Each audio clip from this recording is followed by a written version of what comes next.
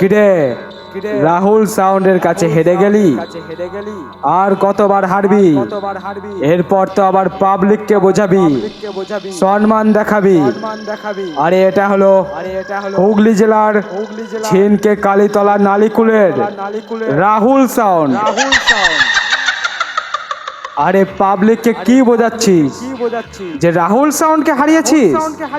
শোন, আরে পাবলিক যারা ফেস টু ফেস ময়দানে ছিল তারাই জানে রাহুল সাউন্ড তোকে কেমন দিল। আরে কে আছিস? রাহুল সাউন্ডের কাছে হেরে গেছে। ওদের বাপ বেটা দুজনকেই মাথা ন্যাড়া করে, মাথায় ঘোল ঢেলে, গলায় জুতোর মালা পরিয়ে এলাকাটা ঘুরিয়ে দে। ওদের উচিত শিক্ষাটা হয়ে যাক। রাহুল সাউন্ডের পিছনে লাগতে আসলে 10 বার ভাববে।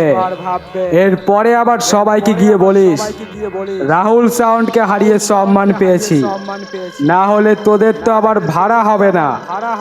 আবে রাহুল সাউন্ড একটা নাম নয় রে, একটা ব্র্যান্ড। রাহুল সাউন্ডের পিছনে লাগতে আসিস না, একেবারে ধুলিস্যাৎ হয়ে যাবি। যেটুকু নাম করেছিস ইউটিউবে ভিডিও পোস্ট করে আর লোক হায়ার করে, সেইটুকু নামও মুছে যাবে।